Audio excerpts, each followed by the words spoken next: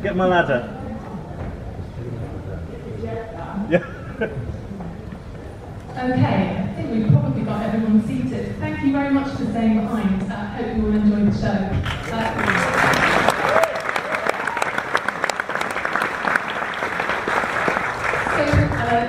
We're joined here by lots of the wonderful creative team. It's going to be my test as I go along and I name everyone. So we've got Julian Fellows, Anthony Drew, George Stiles, Rachel Kavanagh, Jamie Hendry, and Alita Collins at the end there. I'm going to start off with a few questions, and then I'm going to open it up to the audience. When I do come to you, if you can pop your hand up, I'll point to you, and then if you say a question, I'll just repeat it back just to make sure that everyone can hear it. Okay? So I'm going to start off, Jamie, with a question for you. I know that The Wind in the Willows holds a special place in lots of people's hearts, and lots of people remember reading it as a child or having it read to them. Can you talk a little bit about your experience in the story and about why you wanted to stage it as a family musical? Hi. Yeah, no, I read it as a child and had very fond memories of my father reading It's Moving from Bed. And then as an adult starting to work in the theatre, revisited it and realised that actually it's quite an adult novel, it's not really written for children. And we were exploring a big, a topic we could turn into a big family-friendly musical, and looked back at all the adaptations there have been, and there have been famous play adaptations, and looking at Graham's work, each cabinet with lyrics and the starts of songs in there, and realised there hadn't been a huge blockbuster musical. There was a musical that opened on Broadway in 1985, the year I was born, that Nathan Lane started. And it lasted 8 performances, so we've already outrun that. And I felt it was time to attack it and ask these lovely people if they'd have a go at it. And it was incredible. Everyone said yes immediately, and we just started work. You've spoiled my next question, which was about to be, you've put together this amazing creative team who obviously all have had lots of success in bringing other well-loved stories to the stage. How do you go about putting that creative team together? I can't remember how we exactly how it happened, but I asked Julian, and he said they'd only do it if George and Ants did it. And I asked George and Ants, and they said they'd only do it if Julian did it. And so it all came together very, very quickly. And so it's really heartbreaking. We'd already done Mary Poppins. We'd worked together on Harvest Sixth, so we'd become this kind of team.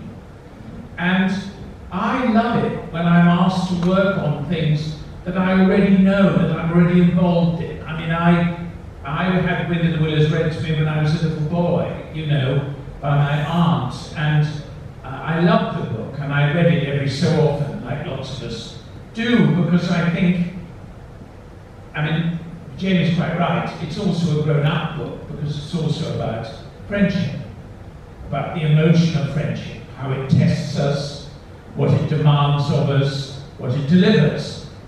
And very few things are about friendship. Most drama is about romantic love, or envy, or anger, or ambition, but very few things are about friendship.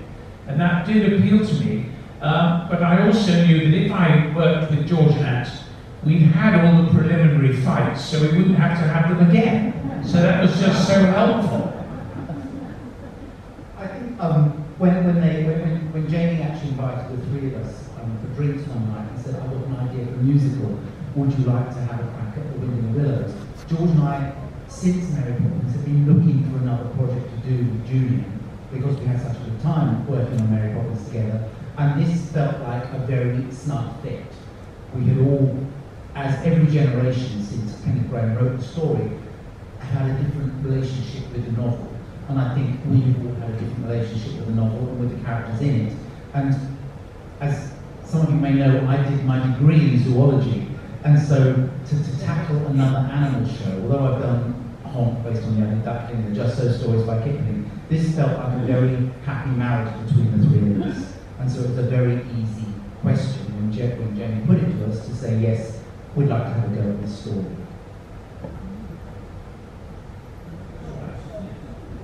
It's very true. George's going to contradict me now. It's okay. And when you're working together, how do you start? So obviously you've got this source material, which is, we've already talked about the fact that it's very dear to lots of people. How do you start with that, inject a bit of view into it, and also create something that's got to have appeal to tiny children up to their grandparents, bring them along? Well, we invited Julian down for a weekend at Anthony. Anthony has a rather ramshackle farmhouse in the southwest of France. It truly is. It's truly a complaint. But it's the most enchanting place in the world. And we invited Julian down, and the only airline you can get there on is a budget one. And Julian arrived looking like the man from Del Monte in a rather lovely light linen suit and a fedora. And for the first time in my life, I saw him without a tie. So after I picked myself up from the faint, we took him to lunch and we began that weekend to work on the outline of how we might adapt the story. And all the things that we thought sang and the reason it might be a musical in the first place. And that was, in a way, that was the kind of crucible of the moment. And then you went away to start doing the hard work. It's quite an interesting process, actually, because basically I write what I think the story is, and I do first of all a synopsis, then I write scenes and so on, tell a story. Meanwhile, George and Ants are writing what they think the songs are. And then there comes a moment when we put these two together, and of course, in some cases, what the song is saying obviates half the scene, because you don't need it. And so half the dialogue will go, or be sometimes absorbed into the lyrics. And then sometimes you think, no, I think that has to be said, because it's not going to be clear enough if it's not said. You know, this is your birthday, whatever, your mother's died, you know, whatever the fact is, you will say. And so then that comes out of the song and goes back into the dialogue. And I enjoy all that. I think it's very fluid, it's kind of creative and interesting. And then in the end, the three of us more or less settle what the songs are and what the dialogue is and how the story is told. And then we start to take it to the great Jamie in this case, or you know, our rulers, and we try to get our decisions past them. But that first bit is very loose, really, and quite open, and rather interesting in how the narrative is structured, because sometimes, you know, a song can make a whole chunk of emotional narrative very, very short, very clear. If the song is right, by the end of the song, you know all the information that might have taken a whole scene or two scenes to give you. And I love that, and I find that very, very interesting. So actually that process then happens, then we take it to Jamie, and then it sort of goes on from there, really. Thank you. And Rachel, you've been attached to the project quite a long time, haven't you? Can you tell us a bit about what attracted you to it? Well, the nicest thing when you're a director is to be asked to do something. You know, we live as freelancers in quite a reactive world, and it was very nice to meet Jamie and to hear that he had this project of Wind in the Willows. And the very, very lovely thing for me, because I'd worked with him before, was to hear that George and Ants had written the songs.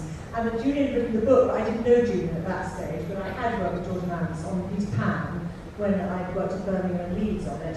And that felt like there was a real connection there, because I knew we had a good time before, and we'd probably have a good time again. And I'm very, very interested in shows that could be appreciated by a very broad range of audiences and families, and that are entertaining. I think that's a very important part of theatre, to be entertaining. So that was very enticing to me, and also to work on a new musical, which is famously the hardest thing to do of all. So that's quite a challenge, so I like that. People say doing a new piece of new writing is hard, but doing a new musical is the hardest of all, because you really, really have to get it right, because there's more money at stake usually than doing a new play. So that felt very, very exciting to do a new musical on this scale. And when do you start?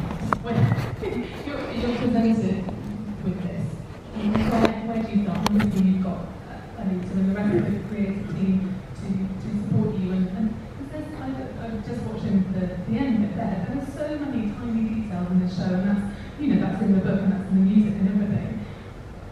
But bringing it all together, how do you even start? Well, those details come with time. We're not all there at the beginning. I traditionally start by working with a designer, in this case Peter McIntosh, who's a long-time collaborator of mine, and with Anita and George Nance. They all worked together on the original production of Conk. And Peter and I would start talking about the world, and obviously talking to the writers, but we start to find out how we might tell this story. How might we do a rabbit? How might we do a squirrel? What might mole look like? Are they going to be animals? Are there going to be humans in the story?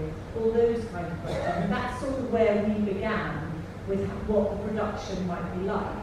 And then once I started with Alita, we started working out how we might make it physicalise on stage, and that's a whole other piece of work. And then you involve people like the lighting designer and the sound designer and the orchestrators, and there's a huge team making what you saw and heard tonight.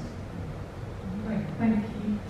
Can you tell us a bit about the casting process? I was just thinking about the thought that generally in a musical you'd sit there and you'd think, okay, that person can sing, dance and act, but you will always have an added character dimension, but there's also an element of they have to be a convincing badger, or they have to be. Did that have an impact on those decisions? Yeah, when we started the casting process, it was like a traditional musical theatre casting process. So people came in and sang, if they were coming in for the ensemble parts, and then they'd come in and do a bit of material and from the show, and they would sing something from the show, and they'd really sing from the show. But then, you should really talk about this later, but how we did this sort of movement, what I call movement workshops, and that's how we found our rather special ensemble for the show. And people were asked to be a little bit inventive, weren't they? It's always wonderful to have people that can do anything throw at them, so this is the jump or this is the step. But we made it really important in the casting that we give them a chance to improvise. So we'd set them tasks and say, well, what would you do? And it's the most glorious thing. It's amazing game of Ryan, who's the Captain Otter, that very large chap who comes on at the beginning of the otter dancing. Jumped down and sort of breakdancing worms. We thought, I'd really like him in the show. So we gave lots of room to find out personalities, because that's the exciting thing about a show that's new, is that you invite people who will bring things to us as well. It can't just be us. It needs to be a big team when it gets down to actually staging this and ideas. And all that detail you talk about, some of that comes from the actors. So in the original casting, we asked some of the actors to improvise crossing a road.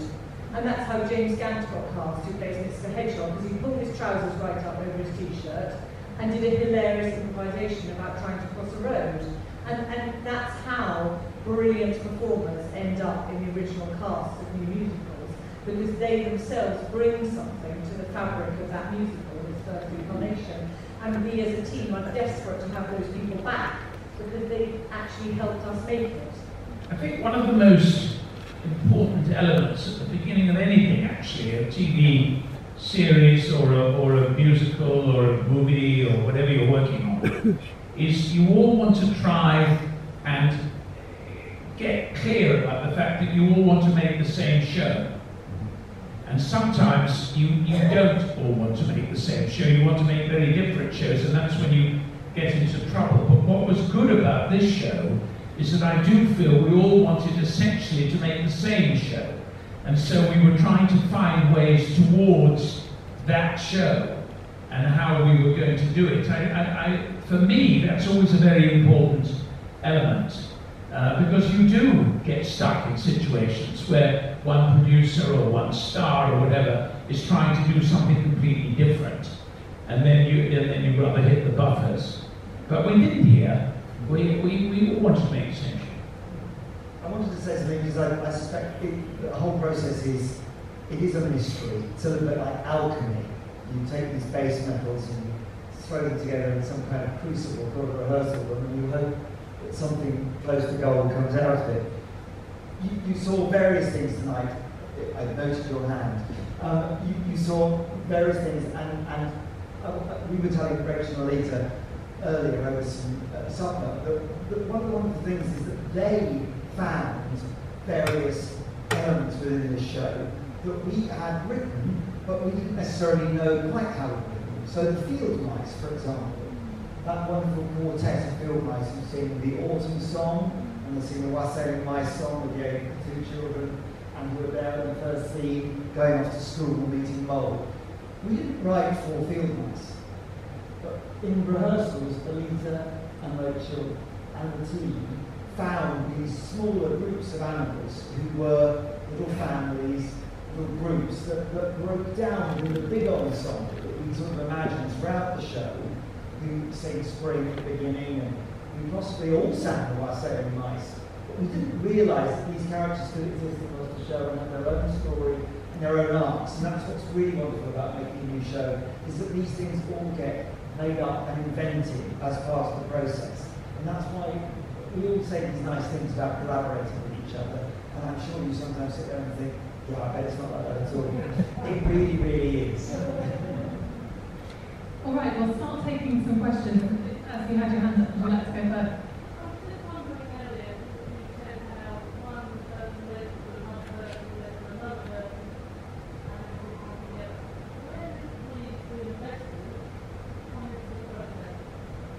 So that was a question about the process of Bonnie, that sounds like me. into a person, being like a person, and where the investors sit in that process. So yes, Jamie. Enjoy. It completely depends on the show, and usually big musicals tend to get put together by impresarios with long track records or big corporations, and namely in the UK, Karen McIntosh and whether Disney. They've all got very deep pockets, and you can develop shows, bring them to market, and often raise the money later. When I put the show together to begin with, we were a really young company. We had opened a number of small shows in the West End, but we didn't have anywhere near the resources to go and develop a new multi-million-pound show. So we went out and raised about £1 million of development financing from partners we've worked with all around the world, who came aboard at a very early level to just back the show at that point, knowing it may never get to the stage. And at that point, you start being able to then do workshops and invite more people to come and see it. You start being able to lay down a couple of songs in a recording studio that we did very, very early on in the process, and share it with partners and co-producers. For us, it's important to have partners around the world on a show like this. It's a musical that should work in lots of territories, and we have partners and investors in Europe, in America, in Australia, and in Asia that all came on board very early on to help us develop the show and ensure that when we go to America, we've put the building blocks in place and don't have to write a new show. Most of you came on board at the end of 2013, where we were at a point where we'd raised most of the money to put the show on. And I've spoken about this a lot. It was really an experiment on my behalf. I've met so many people who I'd offered to invest in the show, and everyone had turned around and said, "Oh, great, but we never knew that was a possibility. How do we get involved?" And that's what bore the crowdfunding experiments. It was me realizing that a lot of the investors in the West End are of an age, and a lot of the big musicals don't often require new investors. And I wanted to create new shows and new backers. So it was an open experiment to say, look, you can do this. Who wants to be part of it? And we were inundated with 418 investors in the end that came on board at that point. Just over £1 million committed to the capital. So it was early on in the process. It was way before we had anything, a cast, a theatre, anything put together.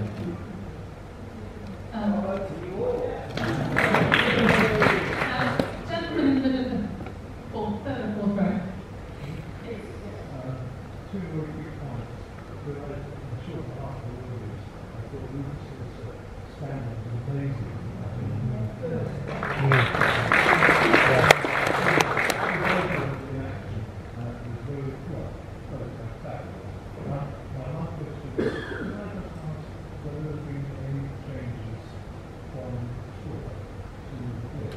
So that's a question about whether there's been any changes between the tour and the playing. Yes, there's been a lot of little changes.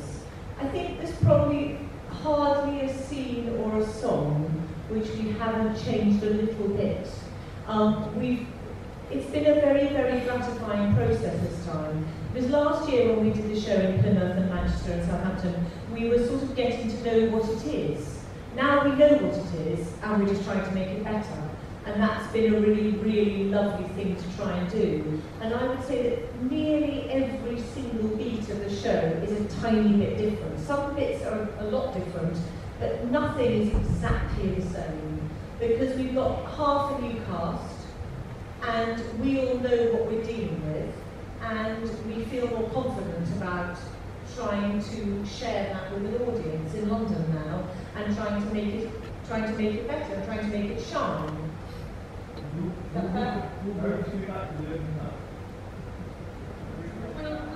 We very much hope so.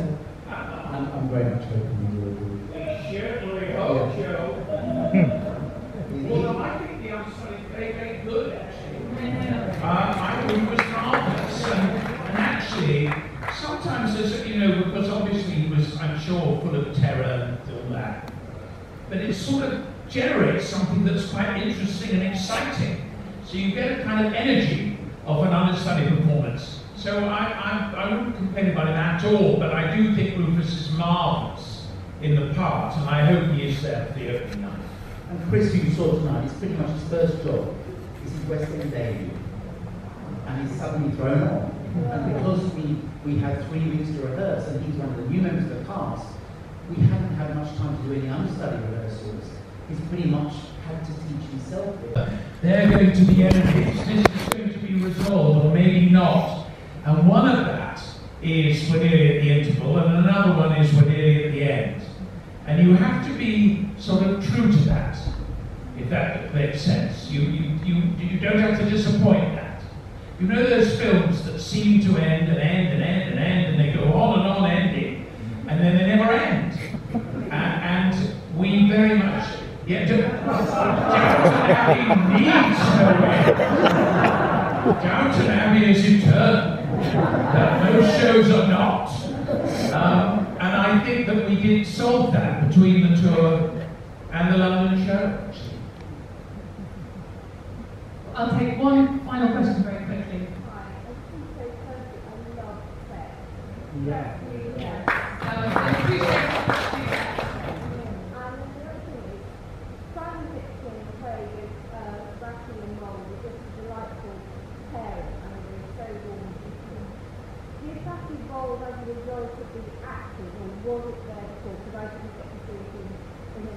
So that was a question about Simon and Craig playing Rafferty and Moore and their lovely relationship, and did that result from the actors and their relationship? It's a very, very happy thing, and it is primarily a result of those two actors being brilliant and being brilliant together. That's something that you can never ever guarantee in a casting process. You can have two very, very good actors, but you might not get that chemistry that we have with those two, and we are very, very lucky to have that. And they have a kind of playfulness and sort of laddish inventiveness between them, which I can't direct that, and he can't choreograph it, these gentlemen can't write it. It's something that's just in them, and to do with how they hit it off as human beings and as more importantly as performers. And we're just very, very lucky to have that, and they provide the emotional centre of the piece, which is something that is very, very valuable, obviously. And I think that was one of the big changes that happened between the tour and here. And there was nothing against the two actors who played those roles before, they didn't have the same sort of chemistry. And what I used to love, both in rehearsals and outside rehearsals, was seeing Craig and Simon together, trying things out. And that whole sort of Mission Impossible thing when they come in, they sort of developed that themselves, didn't they? They came up with ideas. They affected that themselves when they come into Total outside when the Stokes are there, and they do that whole command on the floor. And then there's lovely little bit with the football and the place to come back. You saw that tonight because there was too much wiping off of the snowball. The whole staging of that song went a little bit out of the window. Normally there's a kind of lovely laddish playfulness with the football. The other thing is, again, the randomness of how all of this happens.